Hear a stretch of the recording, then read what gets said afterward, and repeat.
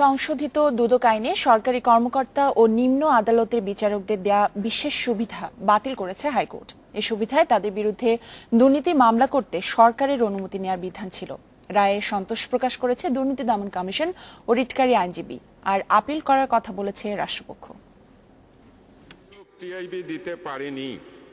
গত বছরের 11 নভেম্বর দুর্নীতি দমন কমিশন সংশোধন বিল 2013 জাতীয় সংসদে পাশ হয়।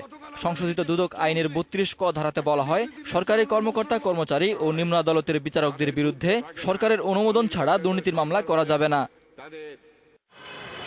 বিচারপতি কাজী রেজাউল হক ও বিচারপতি এবিএম আলতাফ হোসেনের বেঞ্চ আইনের এই ধারাকে অবৈধ ঘোষণা করে রায় দিয়েছে।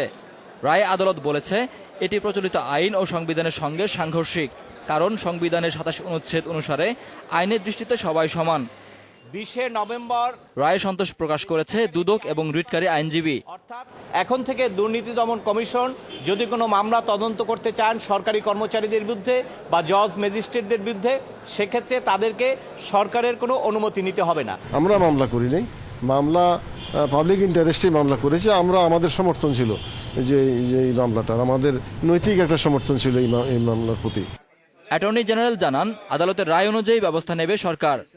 আমি যতটুকু জানি সরকারও এটাকে না রাখার পক্ষে চিন্তা ভাবনা করছিলেন, ইতিমধ্যে বাতিল হয়ে গেছে।